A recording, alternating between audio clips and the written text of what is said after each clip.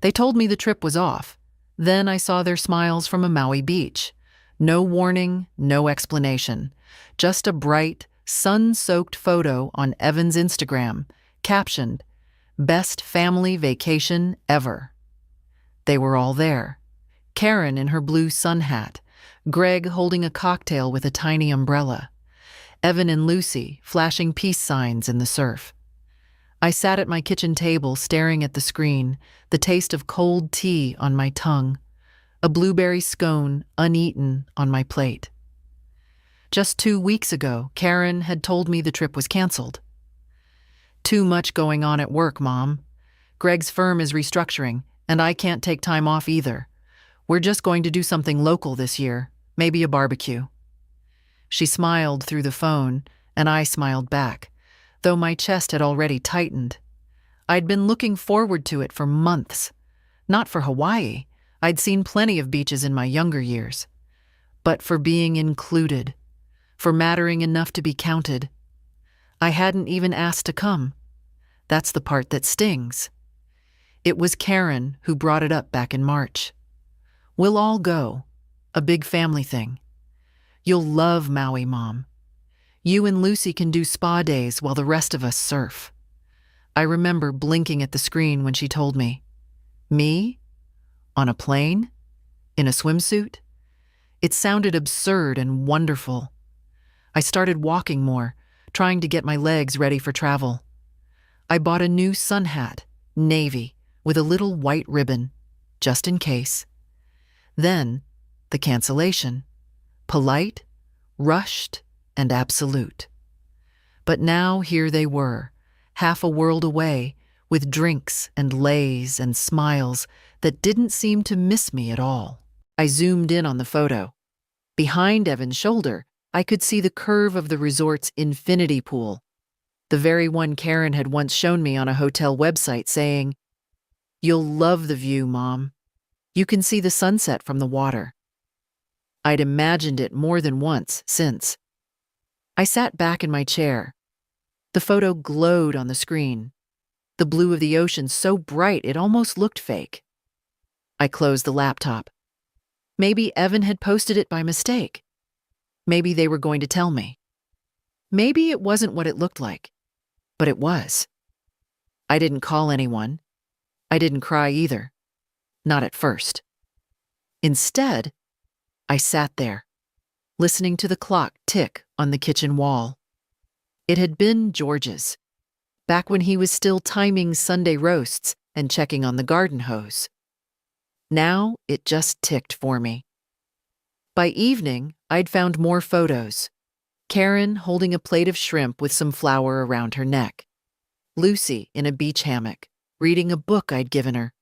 Greg at the bar, smiling too wide. My whole family on vacation. My whole family, minus me. They didn't forget. They didn't run out of tickets. They didn't think I couldn't handle it. They just didn't want me there. That's what made the tears finally come. Slow and hot and quiet. I wiped them away with the back of my hand, feeling embarrassed, even though no one was watching.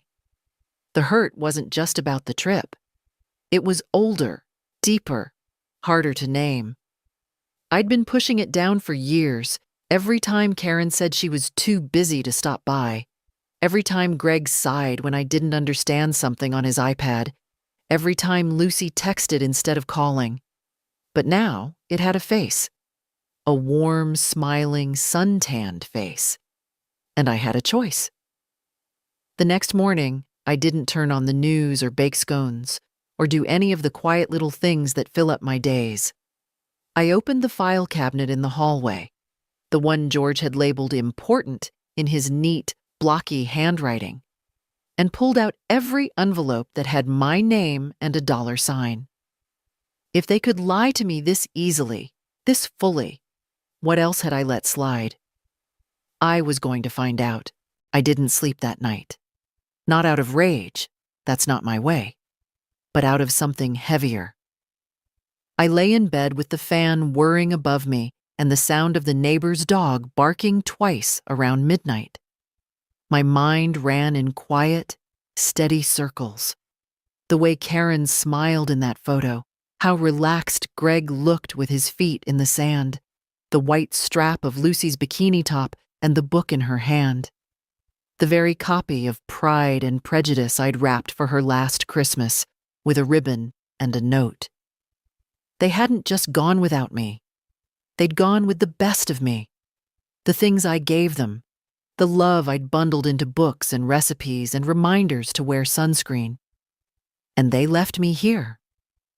By morning, I'd made coffee but forgot to drink it.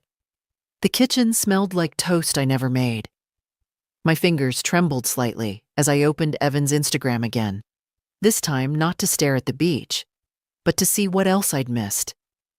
There were more posts now. A short video, Karen and Lucy doing a silly hula dance at a luau, a photo of Greg wearing a ridiculous straw hat, beer in hand, a shot of a hotel breakfast, papaya, pancakes, and a sprig of mint on the side, all dated yesterday, all tagged Chuck Maui Bliss. The comments underneath were worse than the images. "You guys look amazing. So glad you finally got away. Where's Grandma Betty?" That last one stung. One of Lucy's school friends, probably. It had no replies. Just sat there like an open wound in the comment section. I closed the app. At 11 o'clock, the mail came. I shuffled to the door like usual. Slippers, cardigan, breath short from the walk. There was a flyer for patio furniture, a water bill, and a letter from my bank. Nothing new, nothing kind. I sat back down at the table and stared at the drawer where I kept my receipts, my paperwork, my little records of everything I'd ever done for the family. It wasn't one of those tidy drawers. It was full of half-sorted manila folders, envelopes, a few handwritten notes with amounts circled in red ink. My shorthand for loaned but never returned. I pulled it open. The first thing I found was the receipt for Lucy's summer camp 2 years ago. $1.250, paid with my Visa. Karen had called me crying that week. "Mom, I hate to ask, but she's been looking forward to this for months." I'd said yes before she finished the sentence. Next, a payment slip for Greg's dental work. $900. I remembered the way he said, "It's temporary, Betty, just until the bonus comes through." The bonus must have come through. He'd bought a new fishing kayak not long after. Then came the bank transfer log, Evan's freshman year dorm deposit, Lucy's ballet lessons, Karen's broken-down Subaru that needed just a little help to get through the year. I kept going. Pages and pages, amounts and dates and small justifications scribbled beside them. Karen said she'd pay next month. Greg promised to call back. For Lucy, she deserves the trip. By the end, I was looking at over $38,000, not including the grocery bags, babysitting hours, or birthday checks that never got a thank you. For a moment, I thought, maybe I've been foolish. But no, foolish is too soft a word. I've been used. Softened over the years like old bread, easy to chew, easier to forget. I closed the folder and stood up slowly, knees aching. Walked to the phone. I didn't call Karen. I didn't call Greg. I called my bank. The woman on the other end was brisk but polite. "Yes, Mrs. Manners, I can assist you with changing automatic transfers. Would you like to cancel the monthly deposit to KJ Miller ending in account 9241? "Yes," I said. "And the one to GL Miller, too." "All right, I've made those changes. Is there anything else?" "Yes," I said again, more quietly. "Could you help me set up a new savings account? Just in my name." "Of course." I wrote the account number down in my neatest script. Then I placed it in the drawer, on top of the receipts, on top of the broken promises. They went to Hawaii without me. But that was the last thing they'd take. The thing about betrayal is that it doesn't scream. It doesn't announce itself with drama or thunder. It just settles in, like dust on old furniture, slow, silent, and suddenly everywhere. I noticed it more in the little things that day. The quiet hum of the refrigerator, the half-wilted flowers in the vase on the counter, the way my house felt, empty, not just of people, but of purpose. I didn't cry. Not anymore. I'd already shed the kind of tears that ache behind your eyes. Now I was just still, like a clock with no battery. But stillness has its uses. It lets you see clearly. And what I saw, clearer than ever, was that I had become an afterthought, a background fixture in their lives, useful only when needed, invisible when not. Around noon, I decided to walk. Not far, just to the park 4 blocks down. I used to walk there with Evan when he was little. He liked to collect leaves and pretend they were secret letters from the trees. I always played along. That boy had a wild imagination. The bench by the pond was still there, though a little more rusted than I remembered. I sat, ignoring the ache in my knees. Across the water, 2 young mothers pushed strollers. A man jogged by with his dog. Life kept moving. I thought about calling Karen, just to ask why. Not to argue. I don't raise my voice. But maybe to hear some version of the truth. Then I imagined her voice, rushed, apologetic, full of explanations that wouldn't mean anything. It was Greg's idea, Mom. Or worse, we didn't think you'd want to come. As if 78 means I no longer want. Instead, I went home. The mail had brought nothing new. A catalog, a reminder for a dental appointment I'd already canceled. I left them on the counter and poured myself some water. No ice. My teeth don't like it anymore. That evening, as the light began to fade, I got a text from Lucy. "Hi, Grandma. Hawaii is amazing. Just wanted to say hi. Miss you." I stared at the screen for a long time. Miss me? Was that guilt I heard, or just a phrase tossed in like sprinkles on a cake? I typed back slowly. "Hope you're having a good time. Love you too." I didn't ask why I wasn't there. I didn't ask who decided to leave me behind, because I already knew. The next day, I pulled out the blue binder labeled legal. It was George's idea, back when his hands had started to shake, and we both realized time wasn't something you could argue with. The binder held our wills, the deed to the house, insurance papers, and a copy of the durable power of attorney, the one giving Karen control over my finances if anything ever happened. I looked at that paper a long time. Then I called my lawyer. Miriam still had the same firm handshake and the same silver bangles on her wrist. She didn't ask why I wanted to change things. She just listened as I explained, in measured tones, that I no longer felt comfortable with the current setup. "I'd like to revoke the power of attorney," I said. Miriam nodded. "You're absolutely within your rights. Shall we establish a new one?" "No," I said. "Not for now." She glanced at me. "And the will?" I hesitated. Then I opened my purse and took out the note I'd written that morning. Just 4 names. One was circled. "Yes, I want to make some changes." Miriam didn't ask questions. She knew better. After all, she was there when George signed the first version. She knew the family, knew the patterns. By the time I left her office, the air felt different, lighter, like I'd stopped dragging something invisible behind me. On the drive home, I still drive, just not far. I passed the florist where Karen once worked. I remembered the Mother's Day bouquet she sent last year. It had come with a note that said, "Thanks for everything, Mom. Couldn't do life without you." But apparently, she could do Hawaii without me.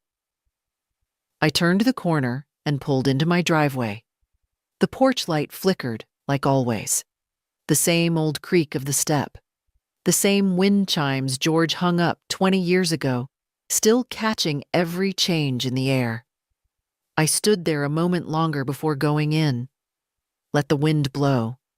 Let the chimes ring. Something was changing. And this time, it was mine. That evening, I sat at the dining table and opened the yellow notebook I kept hidden behind the cookbooks no one ever asked for anymore. It wasn't fancy. Just a spiral-bound pad I picked up at a pharmacy one day, thinking I'd use it to write recipes. But over time, it had become something else entirely, a quiet accounting of everything I'd given, lent, or signed off on. Page after page, neat columns in my handwriting, date, amount, reason. October 2011, $500, Lucy's braces down payment. May 2013, $2,000, Greg's car repairs, emergency. August 2016, $400, Karen, rent shortfall after job switch. December 2017, $200, Christmas gifts when Greg's bonus didn't come. April 2019, $900, Lucy's college deposit. We'll pay you back by summer. Each line was followed by silence. No repayments, no mentions, just more requests. It had started innocently. A little help here, a small loan there, and every time I'd said yes. Not because I believed they'd pay me back, but because I wanted to be needed. It was the only way they came to me. Some part of me knew that years ago, but I wasn't ready to name it. Now I was. I flipped to the last page and added a new line. August 2025, $0. Trip to Hawaii. Exclusion not financial, but felt. It felt petty, even writing it down. But it also felt honest. And I had learned, finally, to stop apologizing for honesty. I put the notebook back in its hiding place, behind the books with worn covers and recipes no one asked for anymore. Then I made tea. The next morning, I called Social Security and asked to confirm a few things about my monthly benefits. Just enough to feel grounded. The woman on the line was kind. Yes, ma'am. Your deposit is scheduled for the 3rd of each month. Would you like to set up a secondary notification? No, thank you, I said. I'd just like to know what's mine. It was such a small sentence, but it rang inside me like a bell. I'd just like to know what's mine. Later, I walked to the pharmacy to pick up my medication. The pharmacist, a young man with nervous eyes, greeted me with that careful tone they use on the elderly, as if we might crack or collapse if spoken to too quickly. Mrs. Manners, your refill is ready. That'll be $147. I handed him my card. He glanced at it and frowned. Didn't your daughter say she usually picks this up? She's on vacation, I said, smiling just enough to sting. He didn't know how to reply. I didn't care. I carried the brown paper bag home with both hands, slowly, step by step. Not because I was tired, but because I wanted to feel each step. The rhythm of it. The control. Back home, I sat on the porch. The late summer sun was soft, not hot anymore. The trees rustled above me. The same ones George used to trim every fall. I could almost see him up on the ladder, shouting down advice I didn't need. I smiled at the memory. It didn't ache as much as it used to. The phone rang just after 5. It was Karen. I stared at the screen for a full 10 seconds before I answered. Hi, Mom, she said. Her voice was bright. Too bright. We just got back this morning. So I saw, I said. Calm. Not cold. Just clear. There was a pause. She wasn't expecting that. Oh, Evan must have posted something, huh? A little laugh. You know how kids are. He wasn't hiding anything, I said. He's never had a reason to. Another pause. Longer. Mom, I meant to call you while we were there. Things just got hectic. Must have been. Maui looks busy this time of year. Mom, please don't be like that. Like what? I asked, still calm. Like someone who found out she wasn't invited after she bought sunscreen just in case? I could hear her inhale sharply. Then the voice I knew too well. the one that wore guilt like perfume but never truly absorbed it. It wasn't that we didn't want you there. It just felt like a lot. You know, with the flight and the walking, we thought it might be too much. I see, I said. You decided what I could handle. Mom, please.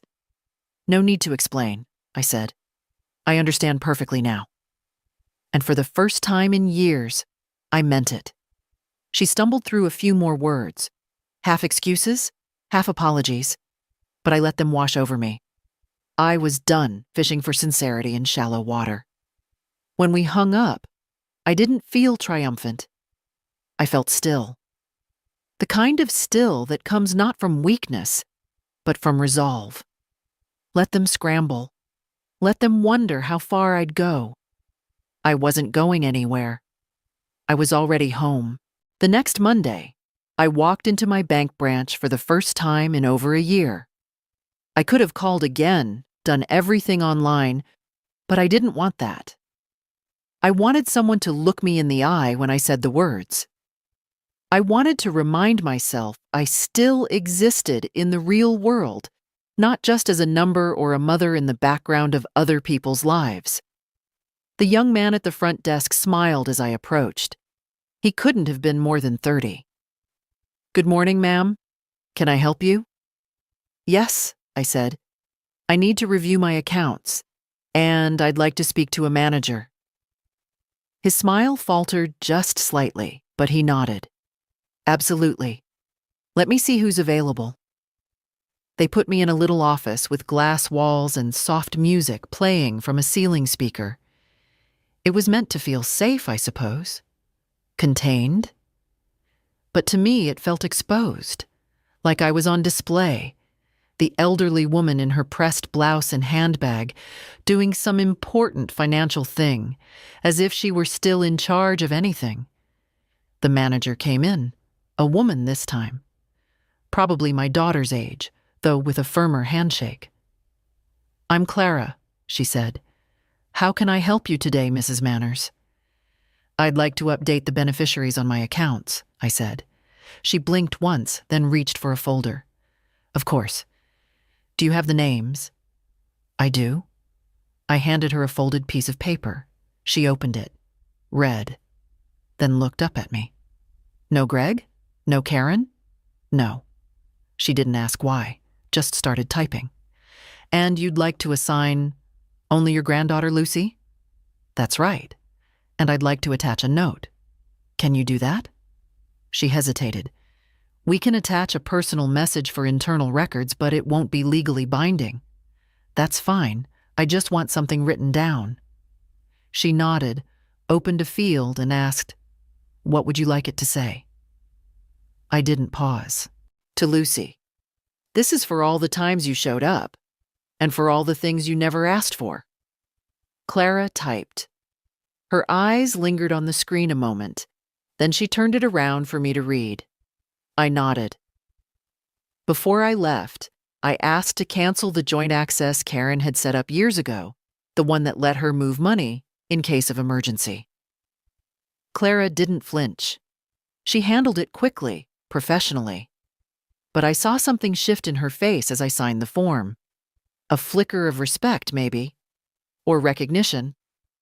Back home, I boiled an egg and made toast. Ate slowly, deliberately. Thought about how I'd spent the last 20 years calling what I did help and what they did being busy. That afternoon, the phone rang. I didn't recognize the number, but I answered anyway. Hi, Grandma. It was Lucy. Hello, sweetheart. A pause. Then, in a smaller voice, I think I messed up. What do you mean? I knew about the trip. I mean, I didn't know they weren't inviting you. I assumed. Assumed what? That you said no. That maybe you didn't feel up to it. I listened to her breathing on the other end. They said it wasn't your kind of vacation. That you'd be more comfortable at home. I see. But then Evan told me what you said. And I don't know. It doesn't feel right. It hasn't felt right since we landed. I didn't answer right away. Then I said, "You're not responsible for their choices, Lucy. You're only responsible for what you do next." Another pause. "I want to come over," she said. "Not now, just sometime this week, if that's okay." "It's more than okay." She hung up quietly. That evening, I pulled out my sewing box. Not because I needed to fix anything. I just wanted to feel something familiar in my hands. The weight of scissors. The comfort of old thread.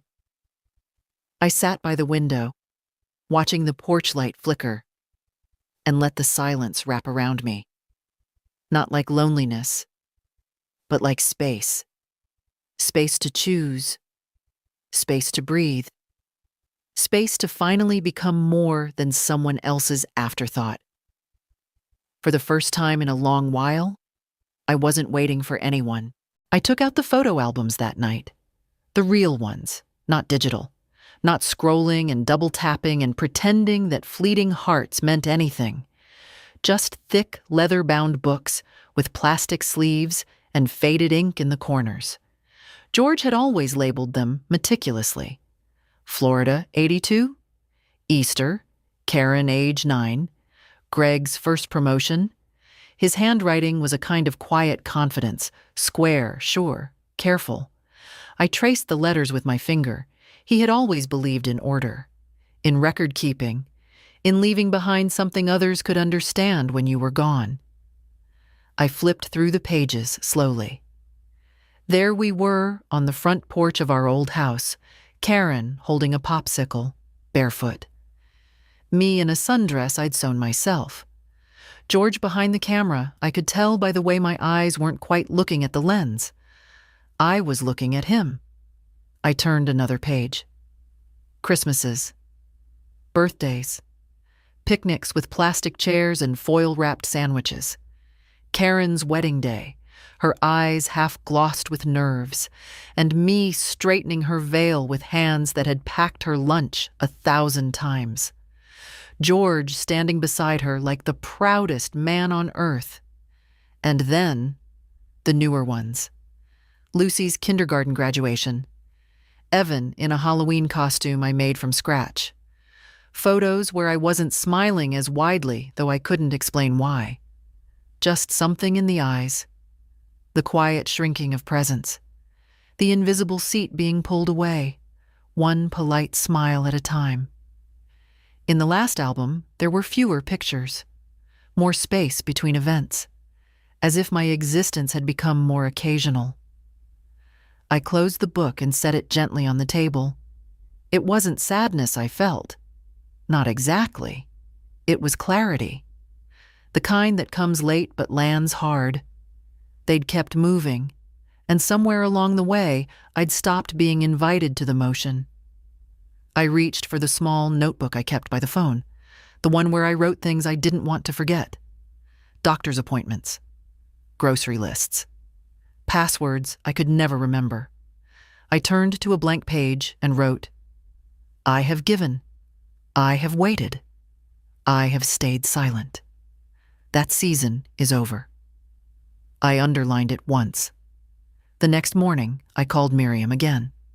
"There's something else," I said. "Something I want in writing." She met me at her office that afternoon, a fresh notepad already out. "I want to establish a trust," I told her. "Not for my estate, for my freedom." She raised her eyebrows. "That's a new one." "I want to separate myself from any financial link to Karen and Greg. Legally, completely. I want to make sure they can't reverse what I've changed, not now, not after I'm gone." Miriam leaned forward. "That's a very serious decision, Betty." "I know," I said, "and it's mine to make." She started drafting the documents. By the time we finished, the sun was lower in the sky, streaking the windows gold. I stood to leave, and she looked at me for a long moment before saying, "You look taller." I laughed. "Maybe it's the shoes." But it wasn't. On the way home, I stopped by the grocery store, bought exactly what I liked. Nothing for anyone else, Salmon, sourdough, a small box of strawberries, a pint of mint chip ice cream. It felt like writing a love letter to myself in items and aisle numbers. Back at home, I made dinner, set the table for one, and did not apologize to the empty chairs. When the phone rang later, I didn't even check the screen. I let it buzz and fade. Not every call needs to be answered. Not every silence needs to be filled. Some things are better off sitting quiet. Just like truth. Just like me, at my own table, finally eating while the food is hot. The calls started on Thursday. First it was Karen, 2 missed ones in the morning, then a voicemail I didn't check. Then Greg, once in the afternoon, and again just before dinner. No message. Just the number on the screen like a knock I didn't feel like opening the door to. By Friday morning, there were 5 missed calls between the two of them. I didn't answer any of them. Not out of spite. Not to punish. I just didn't feel like explaining something that no longer needed explanation. They had their chance to talk when it mattered. They chose silence. Now it was mine. Instead, I cleaned out the pantry, tossed expired cans, donated the good ones I knew I'd never eat, wiped shelves I hadn't looked at closely in years. It felt oddly satisfying, like clearing out a corner of myself.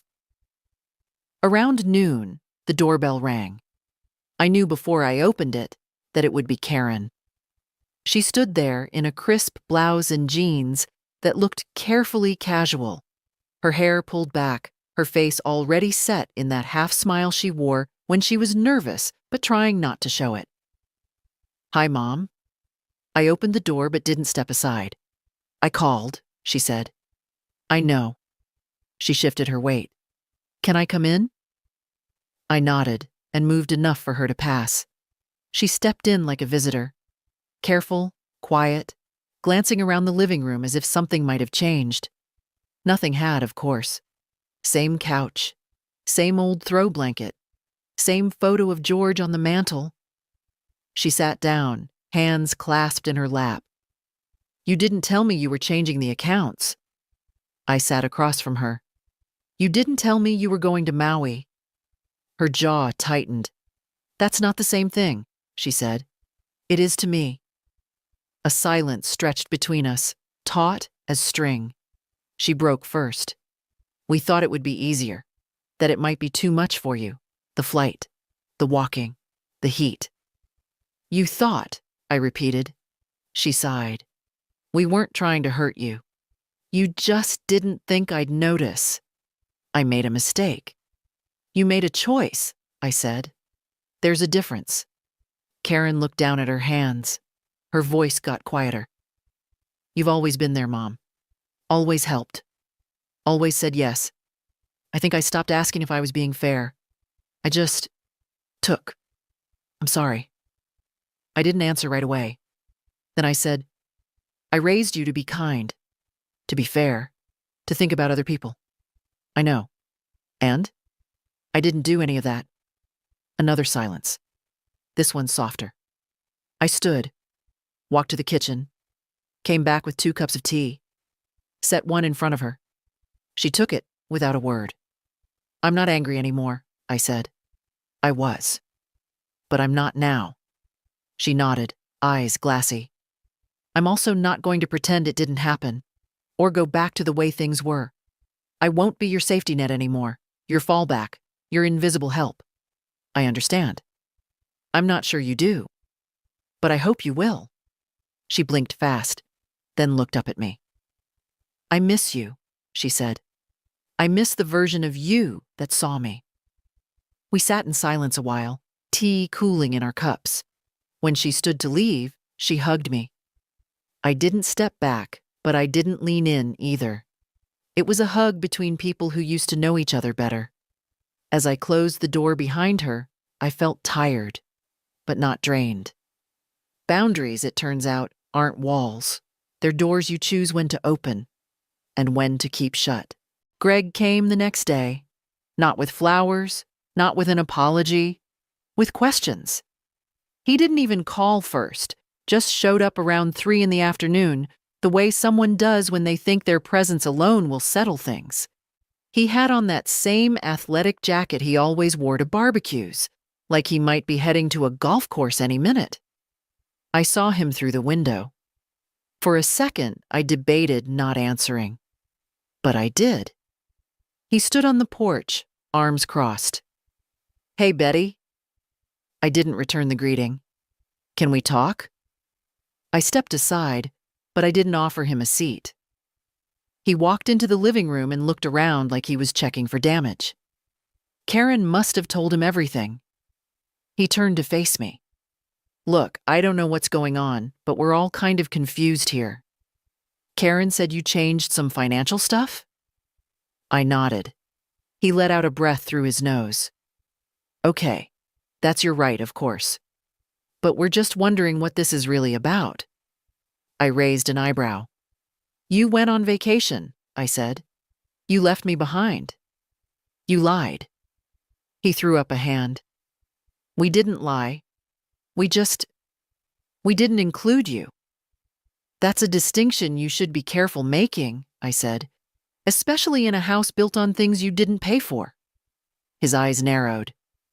"Are you saying all this is about money?" "No. I'm saying it's about value." Greg sat down then, uninvited, spread his legs wide, elbows on knees, the pose of someone used to being listened to. "Betty, listen. We're all a little tired, okay? It's been a rough year. Karen's job is stressful, and I've got the business to run. And the kids, you don't have to list your burdens," I said. "I know them. I've paid for half of them." He blinked. "I'm not angry anymore, Greg. I'm just done pretending I owe you anything. That's not how families work." "No," I said. "But that is how dignity works." He stood, slowly. "You know, Karen's really upset. She feels awful. Then she can learn something from that feeling. This whole thing, it's not like you," he said. "No," I said. "But maybe you never knew me that well." He frowned, looked at the mantel, at George's photo. He wouldn't have liked this. I took a step closer. George would have never left me behind. Greg didn't reply. At the door, he turned. "So what now? You just cut everyone off?" "No," I said. "I stopped being a silent investor in a family that won't even save me a seat at the table." He looked like he wanted to say more, but didn't. When the door closed behind him, I felt no triumph, just air, clear and still. I made a sandwich, watched the late light settle across the floor like a promise, and for the first time in years, I didn't worry who would be upset with me next. Lucy came over on Sunday. She didn't knock, just texted, "I'm on the porch. Is it okay?" I opened the door and there she was, sitting on the steps with her knees pulled up, wearing a hoodie too big for her and sneakers that had seen better days. Her hair was messy in a way I'd never seen before. Not styled messy, just real. Unbrushed. Honest. I stepped aside. "Come in." She walked in slowly, like someone trying to figure out whether they were still welcome. I didn't rush her. Some things need to be done at a person's own pace. She stood in the middle of the living room, looking around, then at me. "I'm sorry," she said. "For what?" "For assuming you didn't matter." I didn't expect her to say that. Not like that. She sat down, curled one leg under herself. "They told me it would be too much for you. The trip, the walking. I didn't question it. I just went along. Ate pineapple by the pool. Took pictures of sunsets. And you didn't think to ask?" "I did, once. I asked why you weren't coming. Mom said you needed rest, that you'd be happier at home. And I just believed it. Because it was easier than thinking they'd lie." I sat across from her. "You know what hurts most?" I asked. that no one thought I might be the kind of woman who'd want to see a sunset from somewhere new, that I might still want to belong. She looked down. "I do see you," she said. "Now." I believed her, not just because I wanted to, but because her face didn't flinch when she said it. "I made you something," she added, digging into her tote bag. She pulled out a small photo album, handmade, cardboard cover wrapped in fabric, little stitches at the spine. She handed it to me. Inside were photos from the trip, but not the ones I'd seen online. These were quieter. Lucy reading on the balcony, the edge of a page caught in the wind. Greg and Karen asleep in lounge chairs, unaware. A seashell with my name written on it in pen. I turned the pages slowly. On the last page, a note written in blue ink. "This is what I should have shared with you the first time. I want to do better." I closed the album and looked at her. "Thank you." We sat a while in silence. Not the kind that fills space with awkwardness. The kind that lets it breathe. "Can I come next Sunday?" she asked. "Just to hang out?" "You don't have to ask," I said. "You just have to come." She smiled. The kind that didn't reach her mouth but settled somewhere behind the eyes. Later, after she left, I placed the album on the shelf beside the others. It didn't match. It wasn't labeled in George's handwriting, but it was the first one in years that felt like it belonged. And that was enough. Monday came with a kind of quiet I hadn't felt in years. Not the silence of waiting for a phone to ring or footsteps at the door, but the silence of a room that didn't need anything from me. I watered the plants, cleaned the windowsills, took my time folding laundry I used to rush through. Around mid-morning, the lawyer called. "The trust documents are finalized, Mrs. Manners. Do you want to come in and sign this week?" "Yes," I said. "Let's do tomorrow." I hung up and stood still in the kitchen, the phone still warm in my hand. It was happening. No more shared access, no more surprise withdrawals, no more invisible hands reaching into what was mine. I had let them treat me like background, a utility, and now I was choosing the opposite, not revenge, but recognition. After lunch, I got the mail, bills, coupons, and a handwritten letter. From Greg. It was folded neatly, addressed in his blocky print, the kind he used when filling out permission slips for the kids. I opened it slowly, already bracing for the tone. "Betty, I know you think I don't care, that I only show up when things go sideways. Maybe you're right, but I want you to know that I never meant for you to feel used. We've leaned on you more than we should have. I see that now. I don't expect forgiveness. I just wanted you to know I've always respected you, even when I didn't say it. Maybe especially then. I hope we find our way back. Greg." I read it twice, then folded it again and set it in the drawer. I didn't know if I believed all of it, but it was more than I'd expected. I spent the rest of the day in the garden, pulled weeds, pruned the rose bushes George planted when Karen was born. They were overgrown, wild, beautiful in a way that had nothing to do with order. Just before dinner, Lucy texted, "Grandma, can I bring something Sunday? Cookies? Or a photo I painted of your porch?" I smiled, wrote back, "Bring yourself. That's more than enough." I slept well that night. Not because everything was fixed, but because I had finally stopped asking to be seen. The next morning, I walked into Miriam's office with steady steps. She had the papers ready, already clipped and highlighted. "You're sure?" she asked. I nodded. "Then sign here, and here. One more." 3 strokes of the pen, and I was no longer someone else's silent safety net. On the way out, I passed a woman in the lobby, maybe my age, maybe older. She had that same look I used to carry, polite, careful, worn thin by too many favors unreturned. Our eyes met for just a second.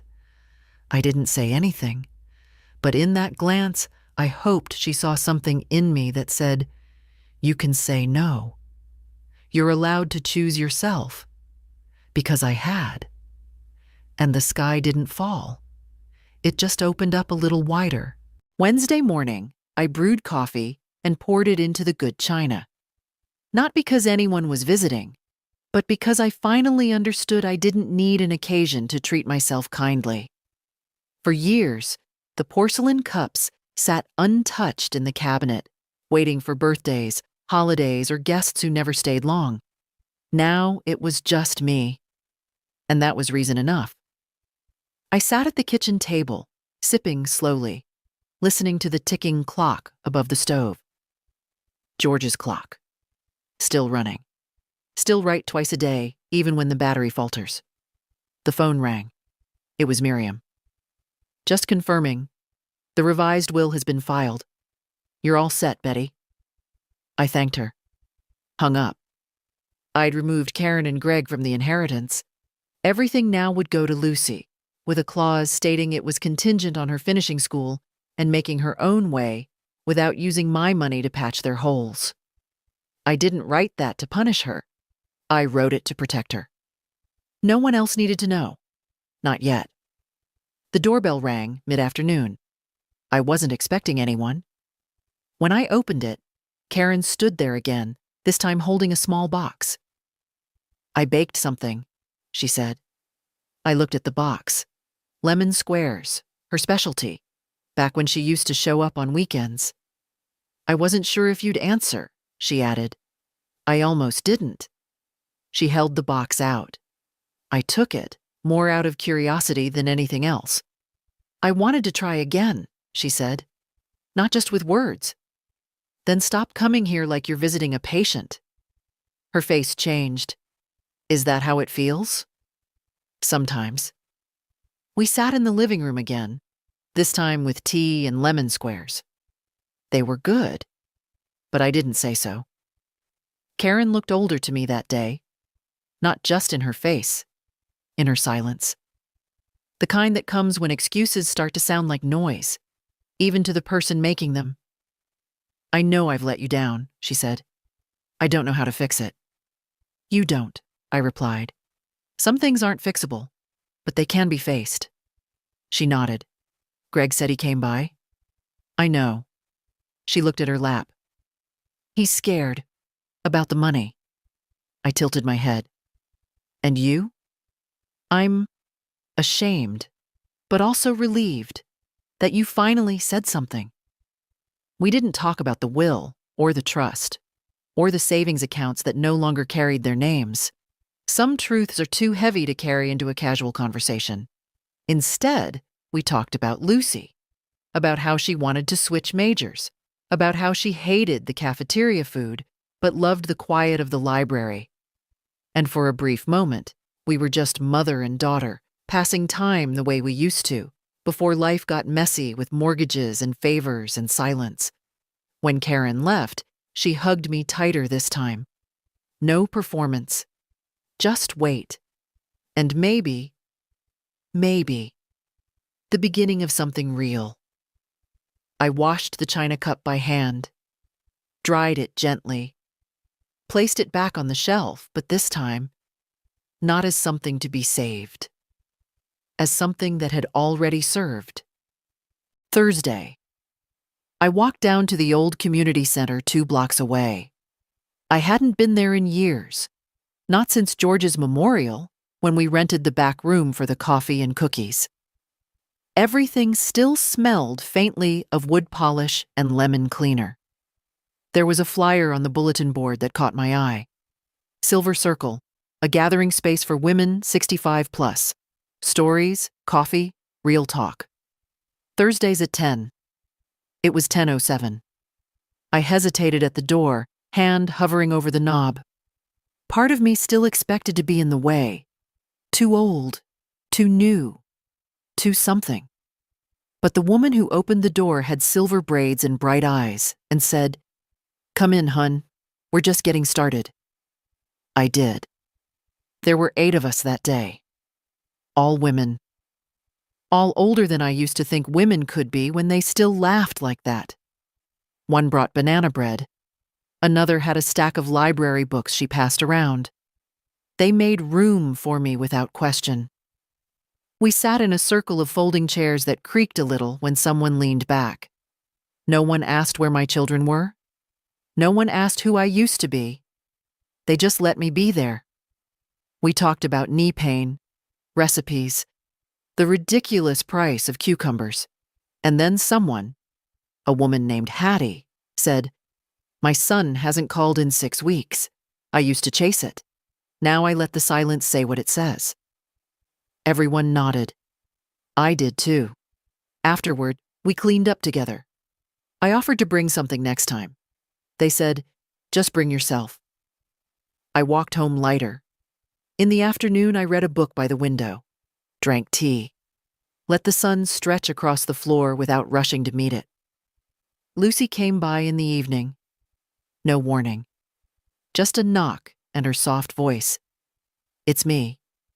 She carried a painting under her arm, the one she mentioned before. My porch, done in watercolor. The flower pots, the worn railing, the light fixture that flickered when it rained. She'd gotten every detail right. "It's beautiful," I said. "I thought maybe you could hang it inside," she offered, "for when it's too cold to sit out." I looked at her then, really looked. Her face still had the softness of someone young, but her eyes were sharper now, awake in a new way. "I'm not cold yet," I said. She laughed. "No, I didn't think so." We made tea.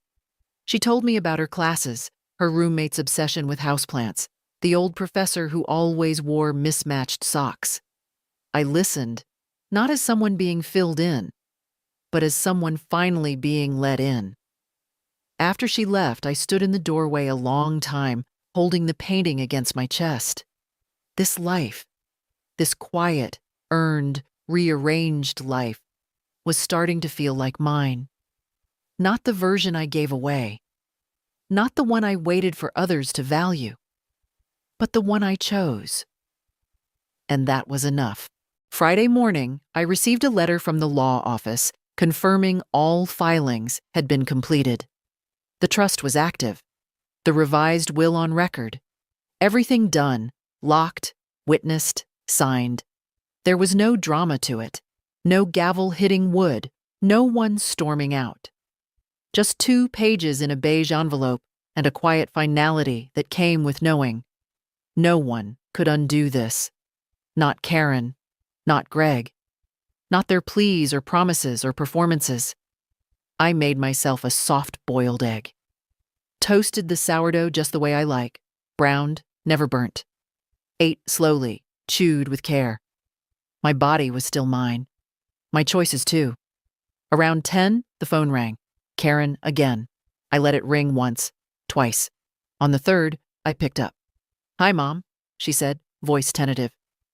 "You free for lunch?" I paused. "Just tea. My kitchen. Noon." When she arrived, she brought flowers. The kind I used to love. Tulips, orange and red, like little flames. She placed them on the table like an offering. "I thought we could talk," she said. "I thought we already did." She nodded, nervously smoothing the edges of her sleeve. "I talked to Greg," she said. "He's angry. That's his choice. And confused. That's also his." She swallowed. "I told him I don't blame you, that you're allowed to change your mind about all of it." I poured the tea. "I never realized," she continued, "how much of your life was wrapped around us." "It was never about realizing," I said. "It was about noticing." She looked down at her cup. "I think I got used to you being the one who would never say no." "That was your mistake," I said gently. "And mine was letting you think it would last forever." She didn't speak for a while. Neither did I. Then she asked, "Is it too late?" "For what?" "To matter again. Differently this time." I took a breath. Let it sit between us. It's never too late, I said. But it's not automatic. You don't get to skip the work. I know. No, Karen. You hope. But now you'll have to know it. And act like you do. She blinked fast, nodded. You won't be punished, I said. But you also won't be prioritized anymore. That's the difference. And that's what you earned. I understand. I hope someday you'll feel it instead. She stood, slowly. Thank you for the tea. Thank you for not calling it a talk. When she left, I looked at the flowers a long time. They were lovely. But I didn't put them in the center of the table. I placed them near the back window, where the light hits in the late afternoon. Something beautiful, visible, but no longer the focal point. That evening, Lucy called. Mom's quiet tonight, she said. She's thinking. You okay? I'm better than okay. I'm free. Lucy was silent for a beat. Then she whispered, Good. After we hung up, I stood in the yard, breathing in the scent of cut grass and tulips. There was no going back.